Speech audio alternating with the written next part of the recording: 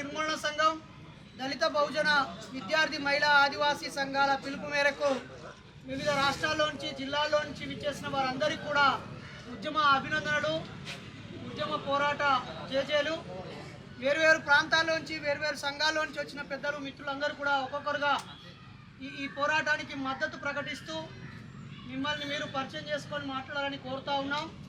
నిజానికి ఈ సంఘటన చాలా చాలా దుర్మార్గమైంది. ఆ సంఘటన గురించి చదువుతూ ఉంటే, చూస్తూ ఉంటే, వింటూ ఉంటే ఒళ్ళు గగ్గురు పొడుస్తూ ఉంది. ఆధునిక కాలంలో ఉన్నామా, పశువుల కాలంలో ఉన్నామా, అనాగరిక కాలంలో ఉన్నామా అర్థం కాని పరిస్థితి. అందులోనూ గొడ్లను కోసే వాళ్ళను, పులి దంతాలను పీకే వాళ్ళను, సింహాల చర్మాలను ఒలిచేటువంటి ఆ చెంచు జాతుల మీద ఇక్కడ ఉండేటువంటి మేకలను, గొర్రెలను కాసే వాళ్ళు పులులతో బతికే వాళ్ళ మీద దాడి చేయడం అనేది చాలా సిగ్గుచేటు. మీరు గమనిస్తున్న తమ్ముడు మనం గమనిస్తూ ఉంటే మిత్రులారా, శాస్త్ర సాంకేతిక రంగాల్లో అభివృద్ధి చెంది మనం చంద్రుడిపై ఇల్లు కట్టుకోవడం గురించి ఒకవైపు ఆలోచిస్తున్నాం. కానీ కేవలం 20 ఏళ్ల క్రితం గుట్టలపై, కొండలపై ఉన్నటువంటి వాళ్ళని ఈ ఆధునిక సమాజం వైపు కిందికి తీసుకొచ్చి వాళ్ళని కాపాడుకోలేకపోవడం అనేది మన నాగరిక సమాజం తలదించుకొని సిగ్గుపడేటువంటి పరిస్థితి. ఇంతమంది ముఖ్యమంత్రులు మారినా, ఇన్ని సంవత్సరాలుగా రాజ్యాంగం అమల్లోకి వచ్చినా ఈ చెంచు పెంటల్లో నుంచి 14 పెంటల్లో నుంచి దాదాపు 200 కుటుంబాలు, 500 మంది ప్రజలని కూడా మనం సమాజంలో కలుపుకోలేకపోయామంటే ఇక మనం కుల నిర్మూలన ఎక్కడ చేస్తాం? ఈ సామాజిక ఆర్థిక అంతరాలను ఎన్నడూ పోగొడతాం? ఈ రాజ్యాంగ ఫలాలని, సమానత్వాన్ని ఎప్పుడు అందిస్తాం? మనుషులలో మానవత్వాన్ని ఎప్పుడు నెలకొల్పుతాం అనేది చాలా భయాందోళనకు గురి చేస్తాం అనేది ఒక సోషల్ యాక్టివిస్ట్గా నేను చాలా బాధపడుతున్నాను. 500 మందిలో గడిచిన 10 సంవత్సరాల్లో 200 మంది చచ్చిపోతూ ఉంటే ఇక్కడ కనీసం ఆ సావును లెక్క పెట్టేటోళ్ళు సచ్చిర్రా బతికిరా అని అడుగుతూ ఉన్నాం. వైద్య ఆరోగ్య శాఖ చచ్చిపోయిందా బతికిందా అని అడుగుతున్నాం. అలాగే అనేక డ్రగ్స్కి అడిక్ట్ అయిపోయి చచ్చిపోతూ ఉన్నప్పుడు మరి ఈ అబ్కారీ శాఖ వాళ్ళు ఏం చేస్తున్నారు? అలాగే కనీసం 10వ తరగతి చదివిన వాళ్ళు 500 మందిలో కేవలం ఆడవాళ్ళు, మగవాళ్ళు 10 మందే ఉన్నారంటే మన విద్యా వ్యవస్థ 90%, 70% అంటే ఎంత సిగ్గుపడాలో ఆలోచించండి. పక్క రాష్ట్రాల కేరళలో 100% అక్షరాస్యత ఉందని చెబుతుంటే గర్వపడుతూ ఉన్నాం. ప్రపంచ జనాభాలో అత్యధిక ఉన్న చైనా కూడా విద్యా రంగంలో ముందుకెళ్ళింది. కానీ ఇక్కడ ఎంత దుర్మార్గం! 28 సంవత్సరాల ఒక మహిళ ఈరోజు ఇంత దుర్మార్గంగా ఎందుకు బలైంది? ఈ చట్టాల మీద భయం లేని పరిస్థితి ఎందుకు ఏర్పడింది? ఒక పాశవికంగా ఒక అమ్మాయిని కిడ్నాప్ చేయడం ఎంత దుర్మార్గము, ఒకే ఇంట్లో 10 రోజులు బంధించడం ఎంత దుర్మార్గము. సినిమాల్లో చూపించిన విధంగా విలన్స్ అక్కడ ఉన్నటువంటి క్యారెక్టర్ని ఎంత హింసిస్తే సినిమా అంత సక్సెస్ అయింది అన్నట్టుగా ఇక్కడ ఉన్నటువంటి శివుడు అనే వాడు నిజంగా ఆ పేరు పెట్టుకొని ఎంత దుర్మార్గం చేసిండో ఒకసారి చూడండి. మంచి ఒక పని చేసే మహిళ, ఈ భూమి నాకు కావాలని పోరాడిన మహిళ ఆమె అత్యాచారానికి గురైన మహిళ కాదు, వివస్థ చేయబడ్డ మహిళ కాదు, ఆమె అవమానించి బాధపడ్డ మహిళ కాదు, పోరాడిన ధిక్కార వనిత ఆమె. తనకు ఉన్నటువంటి భూమి తన భర్త బానిసయ్యో, భయపడో, ప్రలోభాలకి గురయ్యో తాను ఆ భూమిని కోల్పోతే నా భూమి నాకు కావాలి, నా 3 కూతుళ్ళకి నేను భూమిని కాపాడాలనుకుని పోరైనటువంటి భూ పోరాటం ఇందులో ఉన్నది. చదువు లేకపోయినా తనపైన యాదవులు 2 క్రూర మృగాల్లో ఉన్న ఆమె సావుతో పోరాడి మిగతా ప్రపంచంలోని పీడిన మహిళలందరికీ ఆమె ఒక ధిక్కార స్వరంగా, పోరాట మహిళగా తన శక్తిని చూపించి సభ్య సమాజాన్ని ఆలోచింపజేసింది. నాకు ఇంకొక కోణంలో బాధ అనిపిస్తుంది. ఊరూరా అనేక మహిళా సంఘాలు ఉన్నాయి. 10 మంది కలిస్తే ఒక గ్రూపులు అయ్యారు. ఆ అక్కలు ఎటుపోయిర్రు? మా అక్కలు ఎటుపోయిర్రు? మహిళలని ఆర్థికంగా అభివృద్ధి చేస్తున్నామని చెప్పినటువంటి అక్కలు ఎటుపోయిర్రు? ప్రతి ఊర్లో తమ్ముడు మీరు ఇంచి వెళ్ళిపోండి. ప్రతి ఊర్లో ఖచ్చితంగా 30% మంది మహిళలు వార్డు మెంబర్లు ఉన్నారు. ఆ వార్డు మెంబర్ మహిళలు ఎటుపోయిల్లు? ఏ పార్టీ అయినా మహిళలనే వేయాలి కదా. మహిళా సంఘాలు ఎటుపోయినాయి? వీళ్ళకు పొదుపు సంఘాలు ఎటుపోయినాయి? వీళ్ళకు ఆర్థికంగా అభివృద్ధి చేసే సంఘాలు ఎటుపోయినాయి? ఈ పాలమూరు జిల్లాలో అడుగడుగున ఎన్జిఓలే ఉన్నాయి. ఆ ఎన్జిఓల్లో ఒక ఎన్జిఓ నిజంగా వీళ్ళకు ధైర్యాన్ని ఇచ్చి ఆ సమస్యని బయట పెట్టేంత వరకు మనకు తెలియని పరిస్థితి. ఇందాక పెద్దలు బూరం అభినవ్ గారు చెప్పారు, మరి ఇంత పోలీస్ వ్యవస్థ ఉండే ఏం లాభం? ఇంత ఇంటెలిజెన్స్ వ్యవస్థ ఉండే ఏం లాభం? జస్ట్ ఫేస్బుక్లో నేను వస్తున్నానని పెట్టగానే రేంజర్ల రాయేష్ అన్నకి ఇక్కడ డిఎస్పీ ఆఫీసర్ ఫోన్ చేయగలిగాడు. నేను వస్తున్నానని ఒక వాట్సాప్లో పెడితే నరేష్ గారు ఎక్కడి వరకు వచ్చారు, మీరు ఏమేమి యాక్టివిటీస్ చేస్తారని ఇక్కడ ఇంటెలిజెన్స్ వాళ్ళు అడిగారు. మరి మీ మధ్యలో ఉన్నటువంటి మహిళలు 10 రోజులు ఒక రూమ్లో బంధించబడి ఉంటే ఇది పోలీసు వ్యవస్థకు సిగ్గుచేటు కాదా? సంఘటన గుర్తించబడ్డాక మా పత్రికా అన్నలు మనసు పెట్టి ఆ పేపర్లో రాసి ప్రచురించాక ఆ బాధిత పీడిత మహిళ తన ఆక్రోశాన్ని, తన ఆవేదనని, తన బాధని ఓపెన్ అయిపోయి ఒక సిగ్గు విడిచి, మానం విడిచి, ఈ సమాజం ఏమనుకుంటుందో అనేటువంటిది కూడా విడిచి ధైర్యంగా తనకు జరిగినటువంటి బాధని, మన నోటితో కూడా చెప్పలేని బాధని బయటికి చెప్పింది. మరి ఇక్కడ పోలీసు వ్యవస్థ ఏమవుతున్నట్టు? కనీసం 500 మందిలో 10 మంది కూడా 10వ తరగతి చదవకుండా 2, 3, 5వ తరగతుల్లోనే చదువు ఆపేస్తూ ఉంటే ఇక్కడి విద్యా వ్యవస్థ ఏ గడ్డి బీకుతూ ఉన్నది? ప్రమోషన్ల కోసం ఆలోచిస్తున్నదా? లేకపోతే ఇంక్రిమెంట్ల గురించి ఆలోచిస్తున్నదా? లేకపోతే భవనాల కోసం ఆలోచిస్తున్నదా? ఇక్కడ విద్యా వ్యవస్థ ఎంత దుర్మార్గంగా ఉంది. అలాగే బాల్య వివాహాలు జరుగుతూ ఉంటే women and child welfare department ఏ గడ్డి బీకుతూ ఉంది? ఇక్కడ ఉన్నటువంటి ఆడపడుచులు చెప్తా ఉన్నారు, గడిచిన 10 సంవత్సరాలలో 200 మంది చచ్చిపోతూ ఉన్నారే. ఈ సావులు కాదా? వాళ్ళకు జీవించే హక్కు లేదా? వాళ్ళు మనుషులు కారా? ఎక్కడో వందల ఎకరాల్లో ఉన్న 4-5 పులులు, ఒక పులి చచ్చిపోయిందంటే తల్లడిల్లుతున్నారే. పులుల కోసం 1000 ఎకరాల భూములను కేటాయిస్తున్నారే, అభయారణ్యాలను పెడతా ఉన్నారే. వీళ్ళు ఆ జంతువుల కంటే, ఆ క్రూర మృగాల కంటే విలువలేని మనుషులా? ఒక్కసారి ఆలోచించండి.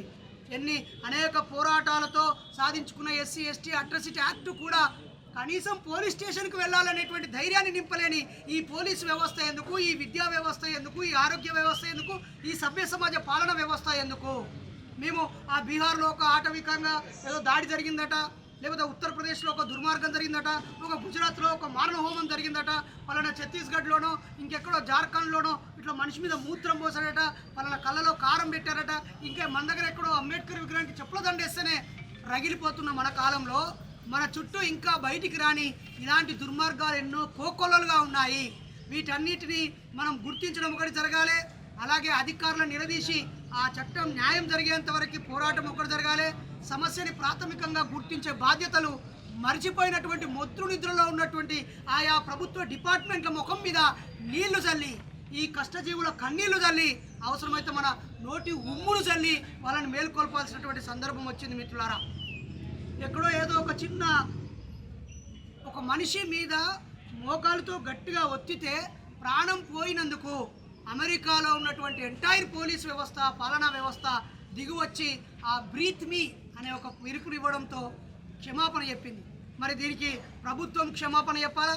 గౌరవ ముఖ్యమంత్రి గారు తన సొంత జిల్లా అని చెప్పుకుంటున్నటువంటి ఇక్కడ జరిగిన సంఘటన ఇంకా ముందు ఇలాంటివి జరగకుండా, గత ప్రభుత్వంలో కూడా ఇలాంటివి జరిగాయి. 2 గిరిజన మహిళలు అసలు మొత్తమే కనిపించకుండా పోయారు. వాళ్ళు ఇప్పుడు ఎక్కడున్నారో కూడా తెలియదు. ఒక 2 గిరిజన మహిళలు అత్యాచారం చేయబడి చెట్టుకు వేలాడదీయబడితే వాళ్ళ మీద లేదు.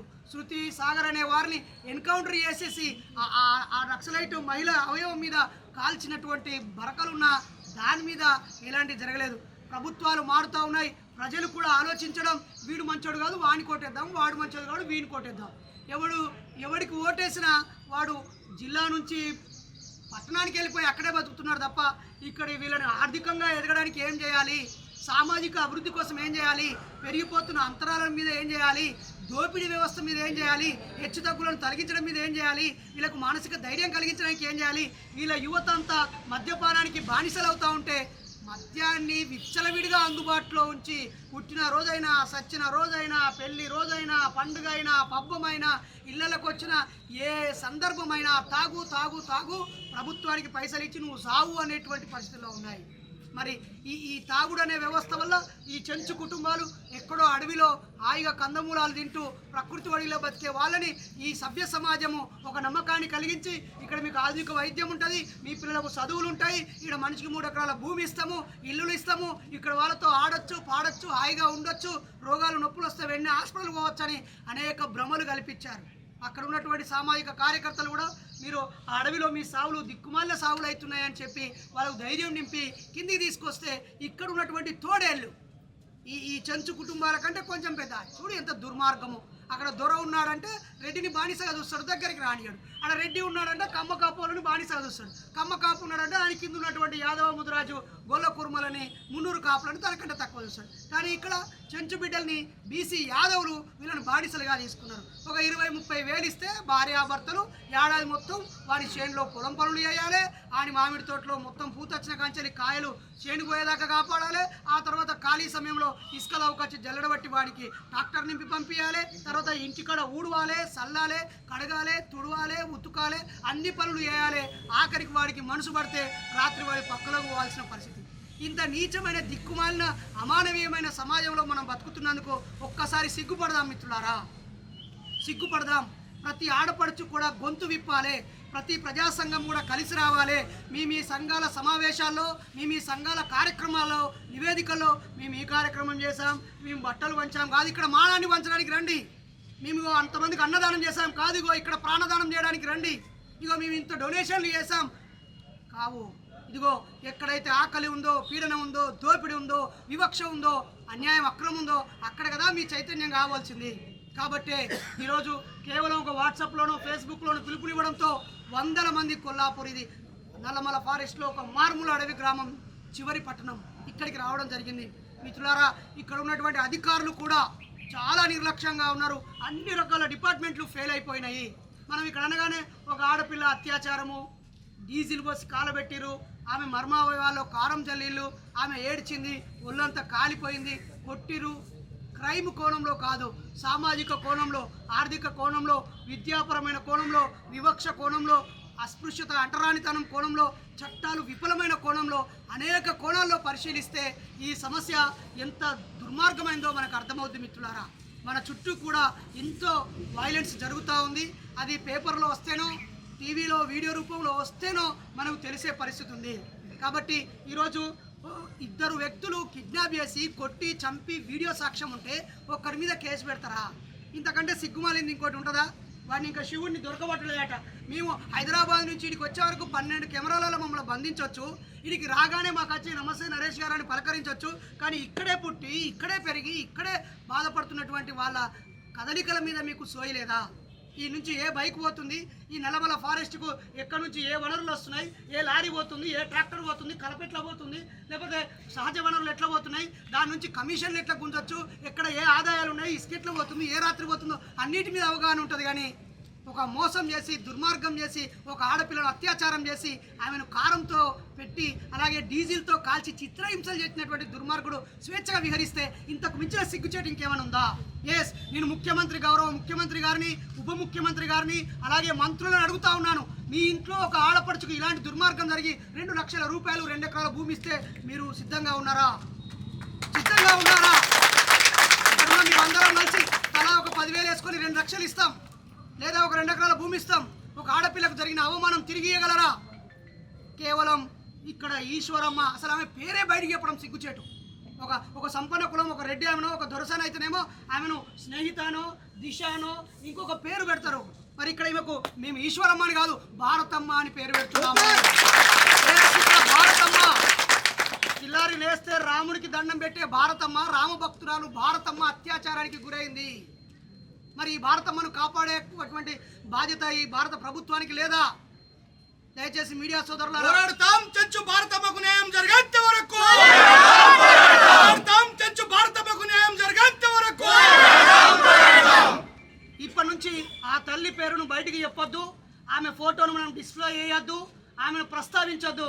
ఆమె పేరు చెంచు భారతమ్మగా ఇప్పటి నుంచి మనం ప్రకటించుదాం. ఆమె ఫేస్ని మార్క్ చేసి ఆమె పేరు రాకుండా, ఆమె రేపు తిరిగి ఆరోగ్యంగా ఇంటికి వచ్చాక సగౌరవంగా బతికే ఒక మంచి వాతావరణం కోసం ఈ పోరాటం జరుగుతుందని ఈ సందర్భంగా తెలియజేస్తున్నాను. జై భీమ్.